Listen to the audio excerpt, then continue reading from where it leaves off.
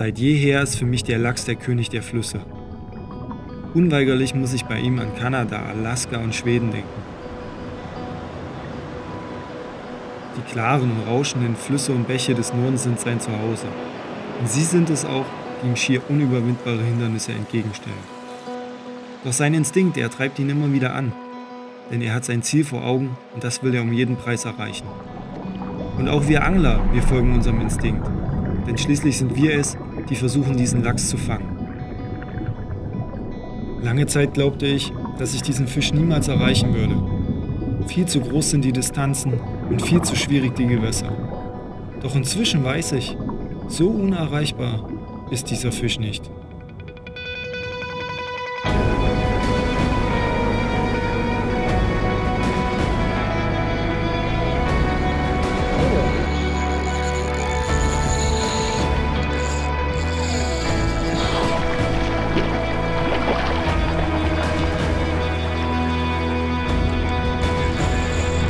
Wow.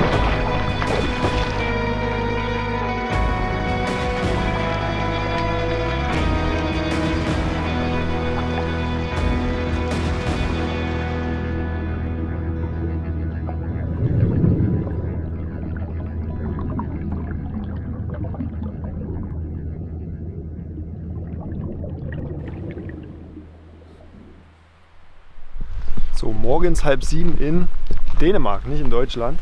Ihr hört es vielleicht um mich herum. Es ist heute ganz schön windig. Das soll auch die ganze Woche noch so bleiben. Wird also ein Kampf mit dem Wind, aber ich habe die Spinnroute dabei und nicht irgendeine Fliegenroute, von daher geht's noch.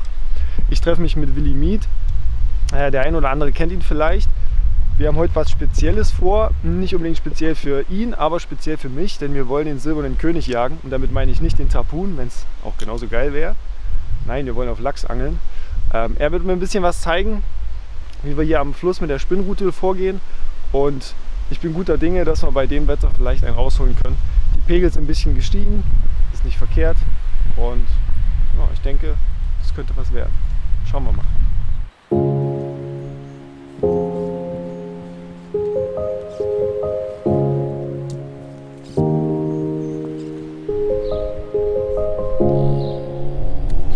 Ganz kleine Rinder.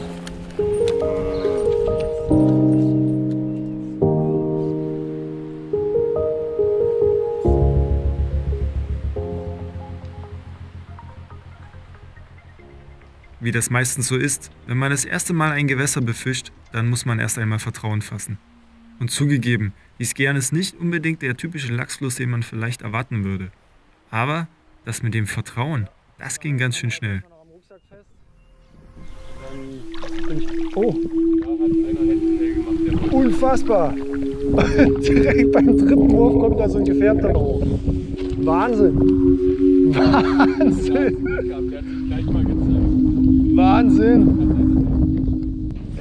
Krasser Einstrom hier. Nach dem ersten gesehenen Lachs war die Zuversicht bei mir natürlich ganz schön gestiegen. Dennoch springen die Fische einem einfach nicht in den Kescher, wie es denn meistens so ist. Und nicht gerade wenig Druck drauf. Ich merke schon. Aber wir wollten uns die Fische erarbeiten und deswegen machten wir richtig Strecke.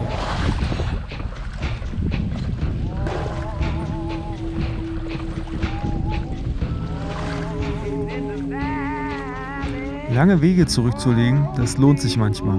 Und auch heute sollte es sich etwas auszahlen. Jo! Ein Barsch. Naja, wie gesagt, etwas. Ich habe nur den Tuck gemerkt.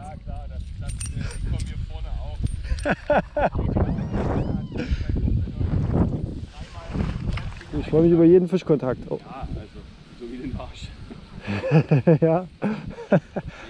Mit diesem kleinen Barsch war der erste Schritt des Tages gemacht. Ich hatte mich entschneidert. Und auch für Willi folgte der erste Fisch kurz danach. Zappelt wie ein, könnte auch ein Hecht sein. Ah, ein schöner Barsch. Geil.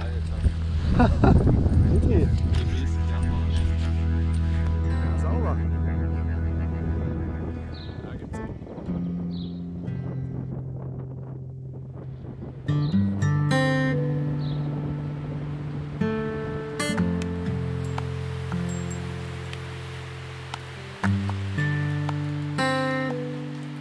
Nachdem die Skjern-Å renaturiert wurde, hat sie jetzt wieder ein sehr stark meandrierendes Flussbett.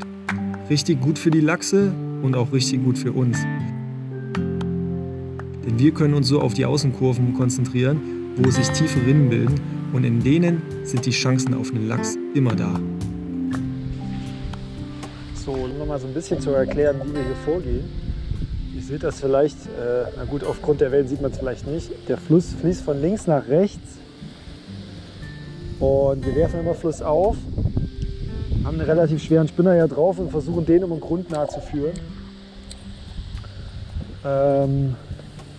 Und vor allen Dingen immer hier in den Außenkurven.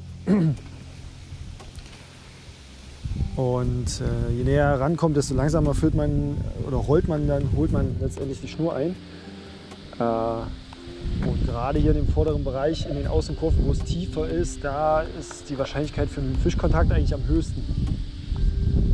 Das heißt, wenn jetzt der Spinner hochkommt, kann immer noch einer kommen.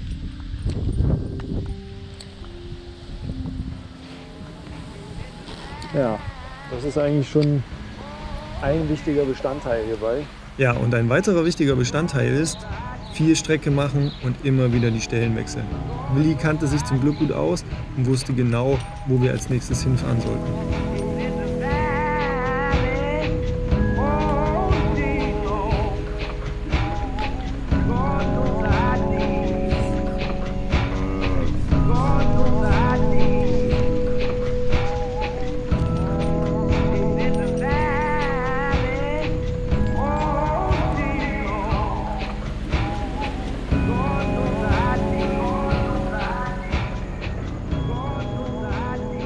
Das Besondere an den Angelregeln an der Skjern ist, dass man den Lachs nur flussabwärts befischen darf. Aus diesem Grund arbeiteten wir uns immer weiter den Fluss abwärts. Das Wetter war immer noch wechselhaft, von Sonne zu Wind. Aber das Gute ist, die Fische schienen Lust zu haben, denn diesmal war Willi an der Reihe. Fisch. Fisch. Ja. Scheiße, ja. Ein Scheiß war Lachs. Ich habe kurz Silber gesehen. Dann war er ab. Leute, schaut euch das Wetter an. Ich versuche jetzt mal die Kamera ein bisschen tiefer zu halten, damit ihr überhaupt was verstehen könnt. Es stürmt unglaublich. Es regnet zwischenzeitlich. Wir haben Sonnenschein. Wir hatten vorhin fast T-Shirt-Wetter. Das im August, so komplett wechselhaftes Wetter. Aber ich glaube, das ist Fangwetter. Und ich bin wirklich gespannt, was jetzt hier noch kommt.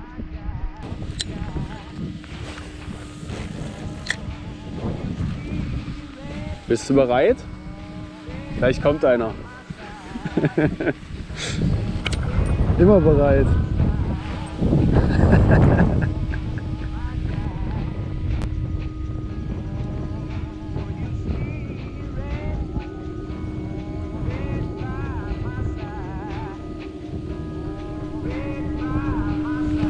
Oh, was war das?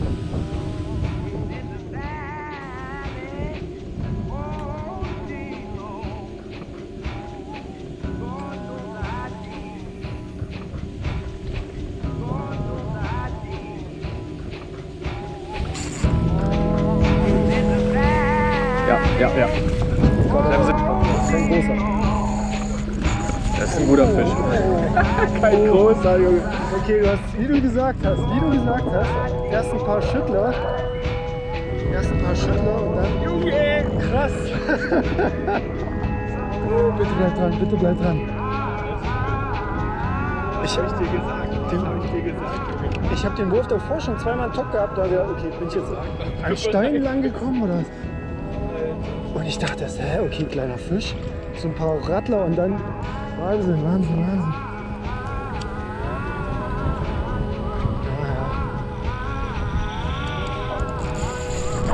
Wow, guter Fisch.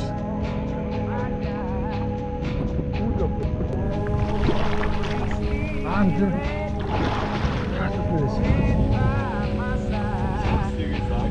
Krass, ey. Du hast es vorher gesagt, auf jeden Fall.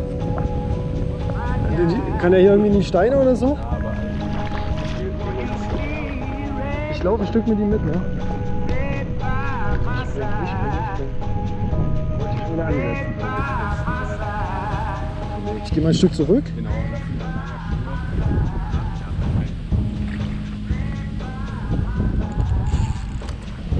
Alter Schwede, alter Schwede. Noch hängt er, noch hängt er. Kommt noch mal, kommt noch mal. Der wollte aber raus, Junge. Der wollte gerade noch mal. Alter, nicht so viel springen. Das war mal ein Sprung. Das war mal ein richtiger Sprung. Uff. Ey, und da waren schon welche auf dem Spot hier, Ja, ne? ich Das ist hab dir alles. gesagt, scheißegal.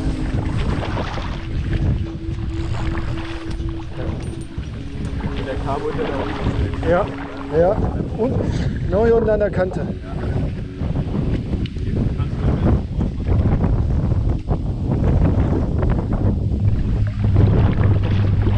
Langsam. Okay. Okay. Oh, krass. Krass.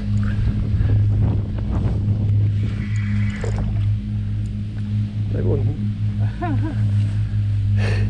Ich habe keinen Bock, dass er zu oft springt, ey. Zu viele Fische in meinem Leben schon im Sprung verloren. Jetzt kommt noch die Sonne raus. Lachs drin in der Sonne, wie geil. So, jetzt.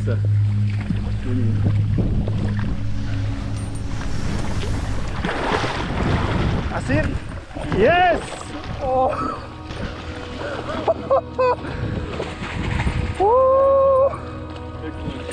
Alter, Wahnsinn! Was für ein Fisch! Geil!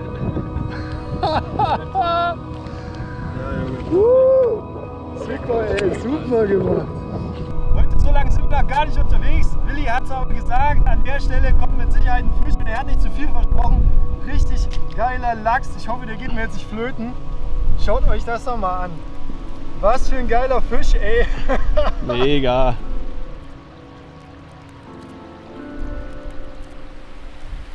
Ja, halt. Super, danke.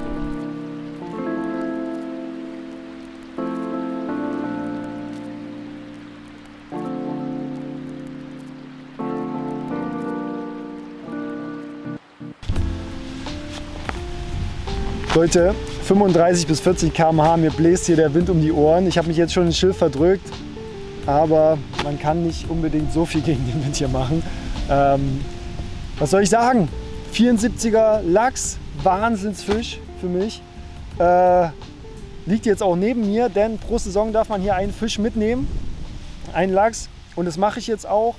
Catch and Release ist weiterhin erlaubt. Wir angeln hier mit Schonhaken. Und von daher ist das weiterhin möglich. Man darf ja ausdrücklich auch weiter angeln. Ich bin einfach total glücklich, dass es geklappt hat. Was für ein geiler Fisch, was für ein wahnsinnig krasser Drill mit den ganzen Sprüngen. Ich habe jedes Mal gedacht, der Fisch ist jetzt weg. Hat super funktioniert. Alter Schwede, alter Schwede. Willi hat einen tipptopp gecachert, hat mir super geholfen. Ich habe mit seiner Route gefischt, die ein bisschen weicher ist. Er hat die Schläge super abgefedert. 1A hat das funktioniert. Und ja, ich bin einfach total glücklich. Richtig geil, dass das geklappt hat. Und wir angeln jetzt noch ein bisschen weiter. Mal gucken, ob noch was kommt.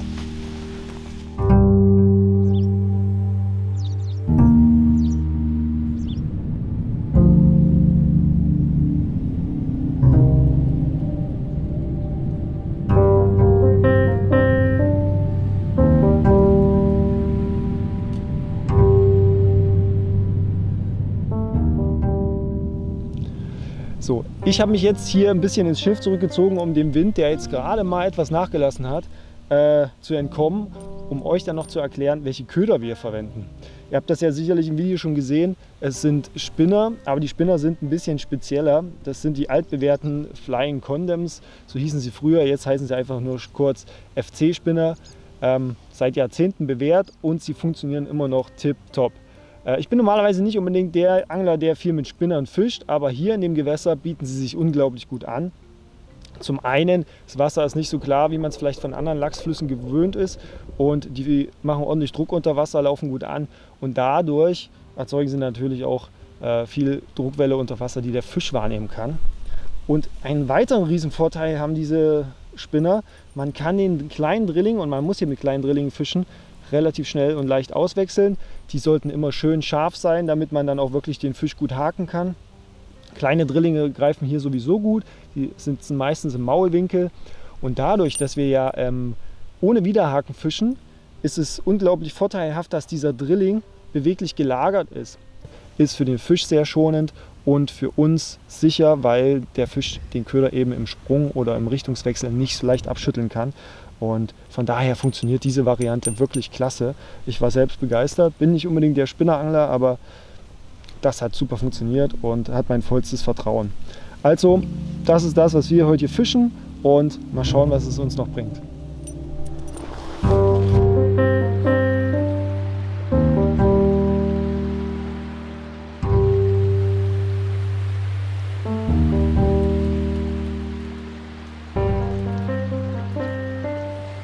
Leute, guckt euch das mal an, hier Treibgut, die Wellen drückt es den Fluss rauf statt den Fluss runter.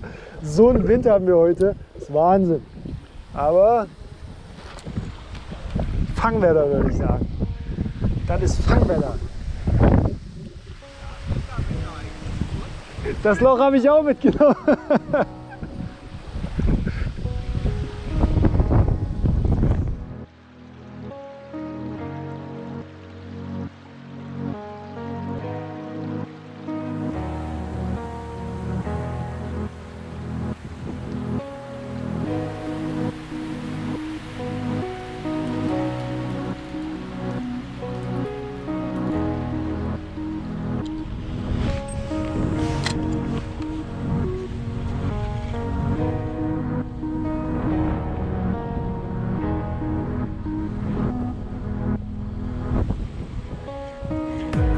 Jo, Fisch. Fisch.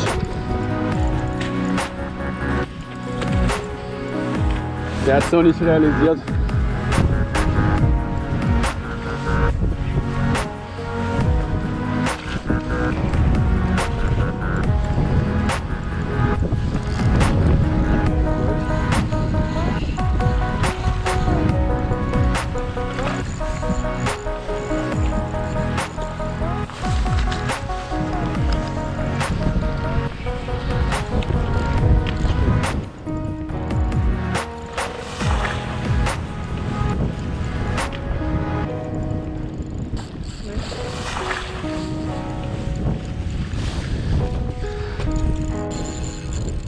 Hat so deine Größe in etwa wie der, würde ich sagen. Vielleicht etwas kleiner, mal sehen. Nö, passt schon.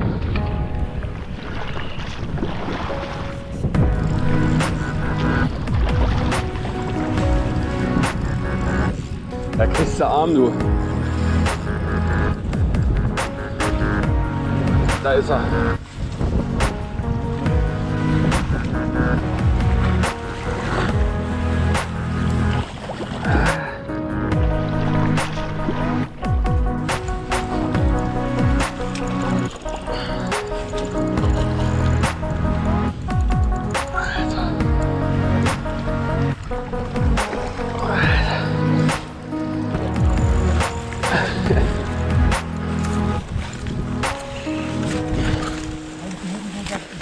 Nee, alles cool. Und jetzt aber. Komm her, Baby. Oh, Junge.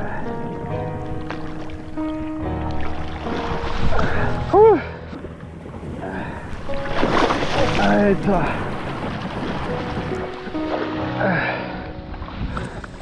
Hammer.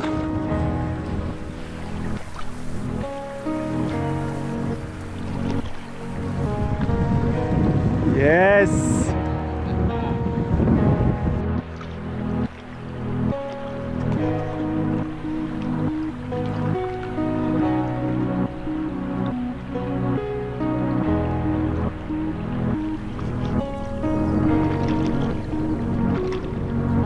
Ja, stark.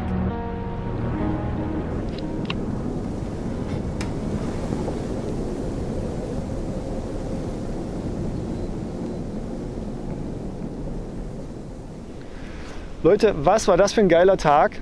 wir haben Lachskontakt gehabt, wir haben Lachs rausgeholt. Das Wetter hat uns ganz schön was um die Ohren gehauen. Es war stürmisch, es war zwischenzeitlich wieder sonnig, dann hat es wieder geregnet und es war noch stürmischer.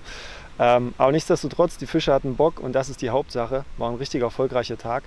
Willi ist inzwischen schon wieder unterwegs und ja, ich mache mich jetzt startbereit für die Ferienwohnung, brauche unbedingt mal noch eine Dusche.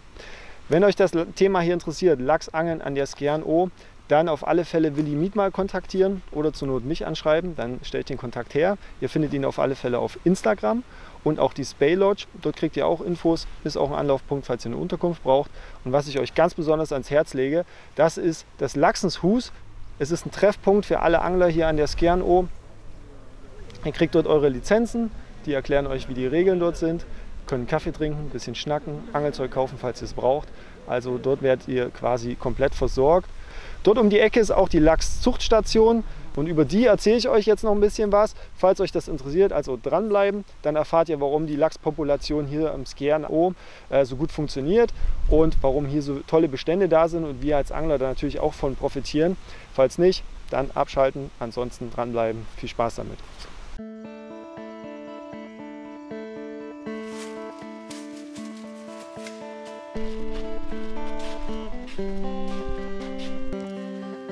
Die heiligen Hallen der Lachse, naja, zumindest der Skjern-Lachse, darf man nur betreten, wenn man gewisse Hygieneschutzmaßnahmen einhält.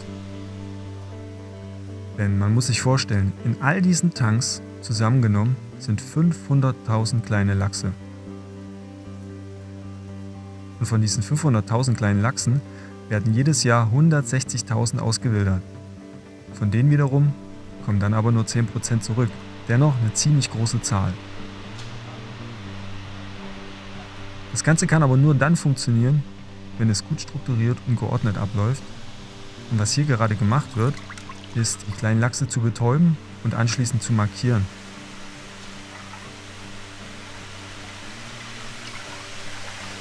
So, hinter mir seht ihr Martin und Sören. Die markieren jetzt die Fische, die quasi in diesem Becken sind, die kleinen Lachse. Und das wird deshalb gemacht, damit man kontrollieren kann, ob diese Fische auch wiederkommen. Und Willi und ich hatten diese Woche 4 Fische insgesamt. 2 davon waren markiert. Allein das zeigt, wie gut das funktioniert und wie wichtig die Arbeit ist. Alle Fische in dem Becken stammen von dem ursprünglichen Genpool des Skjern-Lachses ab.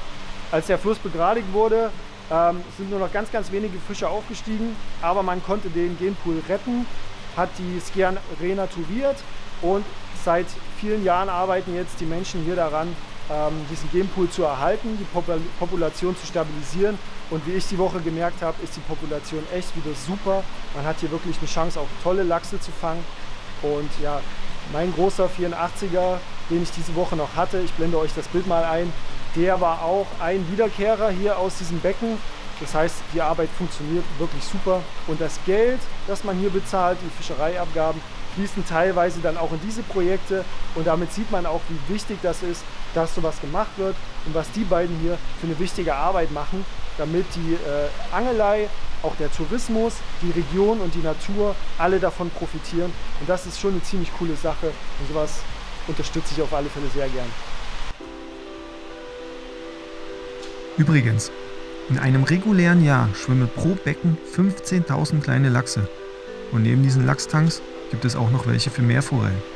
Und jeder einzelne Fisch muss per Hand markiert werden. Was für eine unglaubliche Arbeit und die verdient den größten Respekt. Kleine Side-Info, auch norddeutsche Flüsse haben schon Skjern-Lachse bekommen. Das heißt, tendenziell kann man auch in Norddeutschland einen Lachs fangen, der von dort kommt. Eigentlich eine ziemlich gute Nachricht. Und für mich war das hier auf jeden Fall nicht der letzte Besuch und ich freue mich schon auf den nächsten.